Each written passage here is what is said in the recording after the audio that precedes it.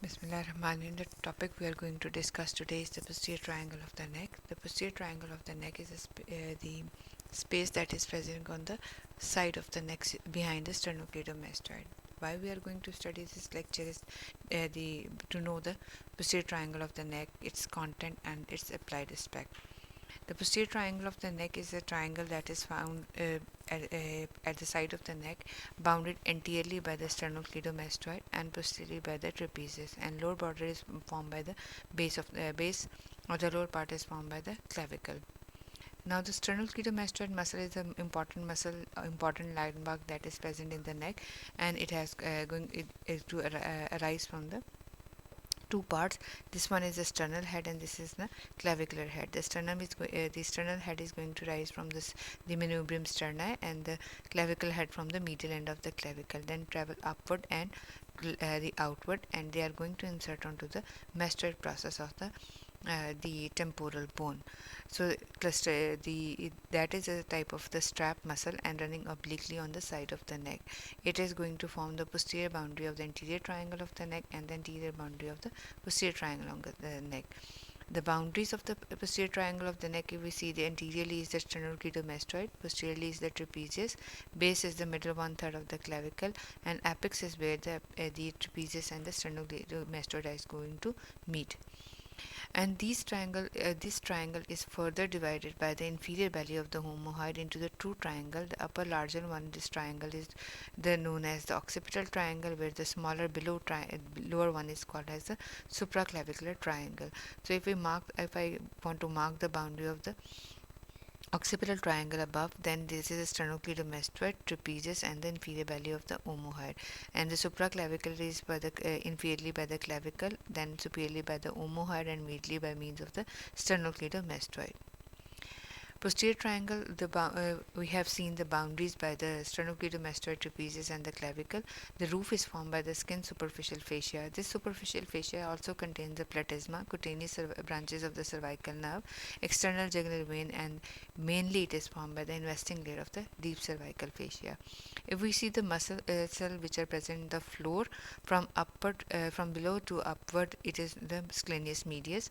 So, here you can see the scalenus muscles, scalenus medius, levator scapularis, spinous capitis, and the semi-spinalis capitis. The muscle of the floor are covered by the prevertebral layer of the deep cervical fascia. So two layers are present in the posterior triangle of the neck. One layer is forming of the deep cervical fascia is forming the roof, that is the investing layer, whereas the floor is formed by the prevertebral layer of the deep cervical fascia. Now the structural details. If we see the skin, and after removing the superficial fascia, within the superficial fascia we will come across the platysma.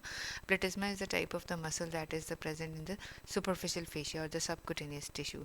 It arises from the clavicle. It extends from the body of the mandible,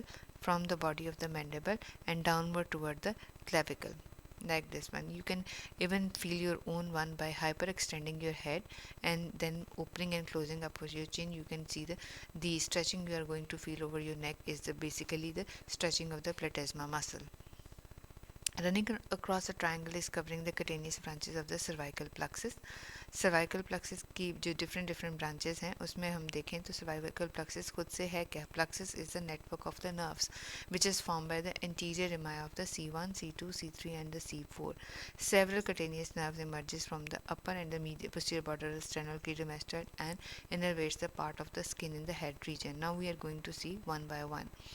Number one, this is the lesser occipital nerve. The lesser occipital nerve is basically emerged from the C2 nerve. It hook around the accessory nerve on the posterior border of the sternocleidomastoid, and it's by the skin over the lateral part of the occipital region and the medial part of the auricle. Greater auricular nerve. The greater auricular nerve is a branch of the C2 and the C3. If we see that it also crosses the sternocleidomastoid and it supplies the skin over the parotid gland and the auricle. transverse cervical nerve. The transverse cervical nerve is a branch of the C, is formed by the C2 and C3. It again emerges from the behind the sternocleidomastoid and passes across the muscle and divides into branches skin over the lateral surface of this is the area for the transverse cervical nerve. That is the body of the mandible up till the sternum. Supraclavicular nerve. The supraclavicular nerves are the nerves that are present over the clavicle and then supplying over to the thorax till the second rib. These are the branches of the C3 and C4, and again they are going to cross into the posterior border of the sternocleidomastoid and coming over crosses the clavicle and coming over to the chest and supply the area till the second rib. The floor of the triangle is covered by the pre-vertebral layer of the deep cervical fascia. If you open up the pre-vertebral layer, then you will see the muscles which are present in the floor from below upward are the scalenus medius. From the below upward are the scalenus medius, scalenus posterior, levator scapulis, splenius capitis, and semispinalis capitis. The small parts, the scalenus anterior, may be present, but is usually overlapped by the sternocleidomastoid. Now, more important are the content of the posterior triangle of the neck. The nerves which are present in this region are the three trunks of the brachial plexus, four cutaneous nerves that are discussed earlier, like the lesser occipital, great auricular, transverse cervical, and supraclavicular nerve. And one of the most important nerve is the spinal accessory nerve. The spinal accessory nerve and then arteries which are present in this region are the third part of the subclavian artery, suprascapular artery, transverse cervical artery, and the occipital artery. The veins are the subclavian vein and external jugular vein. The muscle which is going to divide this posterior triangle into two parts is the the omohyoid. Now, few words about the accessory nerve. If we see the accessory nerve that is present in the posterior triangle of the neck, in the posterior border of the sternocleidomastoid, it is going to supply to the sternocleidomastoid as well as to the trapezius. Why this nerve is worth mentioning over it, we later on we are going to discuss this. Then external jugular vein. External jugular vein are basically formed by the posterior to the auricle by the union of the posterior division of the retromandibular vein and the posterior auricular vein, and this is the external formed by the external jugular vein, and it is going to drain into the subclavian vein. Here you can see that it is formed by the posterior auricular and the posterior division of the retromandibular vein and going to form the external jugular vein, and it is going to drain into the subclavian vein. What are the tributaries are the posterior auricular, posterior division of the retromandibular vein, transverse cervical, suprascapular vein, anterior jugular vein, and posterior external jugular vein. External jugular vein, then it is going to drain into the subclavian vein, and this is the only tributary of the subclavian vein. Third part of the subclavian artery. The third part of the subclavian artery occupies the lower anterior angle of the anterior angle of the posterior triangle of the neck, just posterior to the sternocleidomastoid. What's important in this region are the supraclavicular group of the lymph nodes. In relation to the inferior belly of the omohyoid, they are the superficial lymph nodes present. They drain the lymph from the scalp, neck, and upper deep cervical lymph nodes and the axillary node, and they are going to drain to the jugular group of the lymph nodes. Occipital artery. The occipital artery is a branch of the external carotid artery, and it enters into the posterior triangle of the neck at the superior angle between the sternocleidomastoid and the trapezius, and ascend in a taut course over the back of the scalp, accompanied by the great occipital nerve. Now, a few words about the content of the supraclavicular triangle. The supraclavicular triangle was a smaller triangle that lies below the inferior belly of the omohyoid, trapezius, and sternocleidomastoid and the clavicle. Here you can see that see the red artery, that is a subclavian artery, blue is a subclavian vein, and this external jugular vein is going to drain into the subclavian vein. Trunk, yellowish portions are the trunk of the brachial plexus. Superficial cervical artery, suprascapular artery, dorsal scapular artery, and the supraclavicular nerves. And the subclavian artery is the main artery that is going to supply the upper limb, and on the right side it is the branch of the brachiocephalic trunk, whereas the left side it is a direct branch of the arch of the aorta. Brachial plexus. The brachial plexus is formed by the anterior emi of C5, 6, 7, 8 and T1. It lies in the subclavian triangle of the posterior triangle. The trunk of the brachial plexus enters the posterior triangle of the neck through the internal interval between the scalenus anterior and the scalenus medius muscle. and this is the point of identification for the scalenus anterior and the medius, that the trunks of the brachial plexus are going to lie over it. Then branches of the suprascapular clavicular part of the brachial plexus and triangles are these nerve to the rhomboid, nerve to the serratus anterior, nerve to the subclavius, and the suprascapular nerve. Now, why this region is most important? The most important part of this triangle, as we discussed, is the presence of the lymph nodes.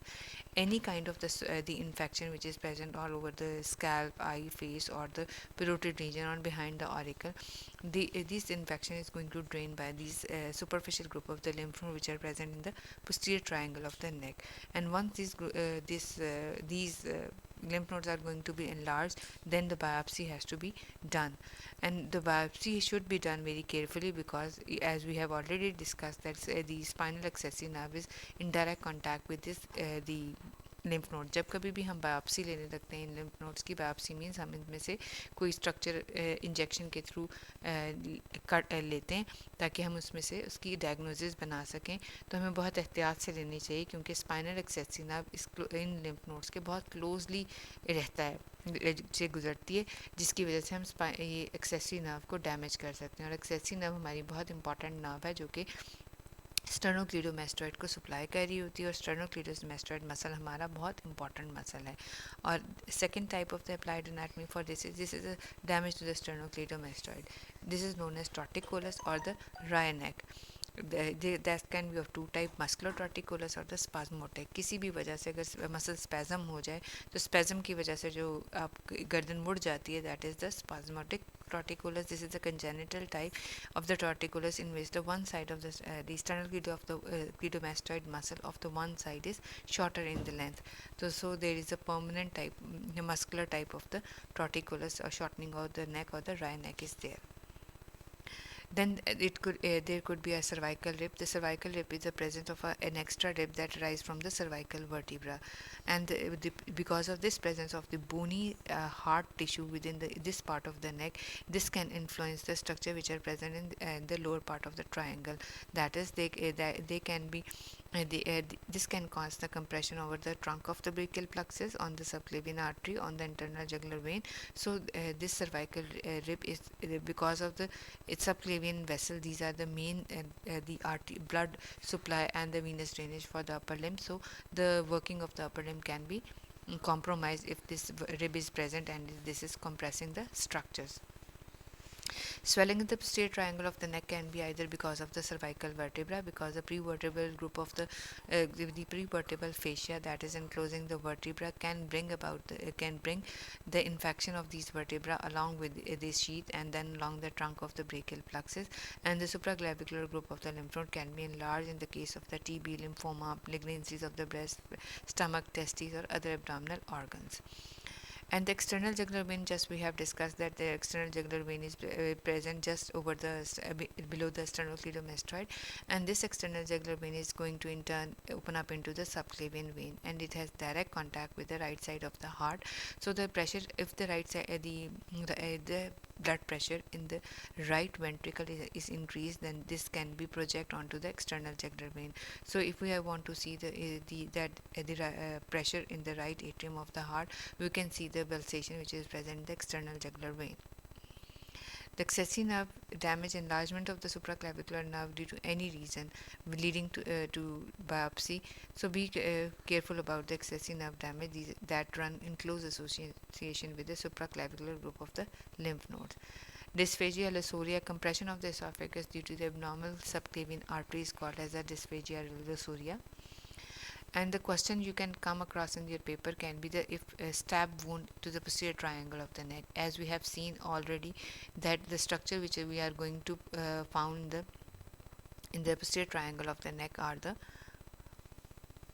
these are the list of the structure you can see in the posterior triangle of the neck. So anything which is going to penetrate into the posterior triangle of the neck can damage to all of these structure, like the brachial plexus, accessory nerve, any type of the artery, most important the subclavian artery, and then subclavian vein, and the external jugular, and the omohyoid muscle. All of these muscles, the contents of the posterior triangle of the neck are at the verge of the damage if there is any kind of the stab wound penetrating into the posterior triangle of the neck.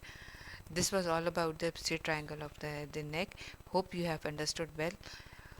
Thank you.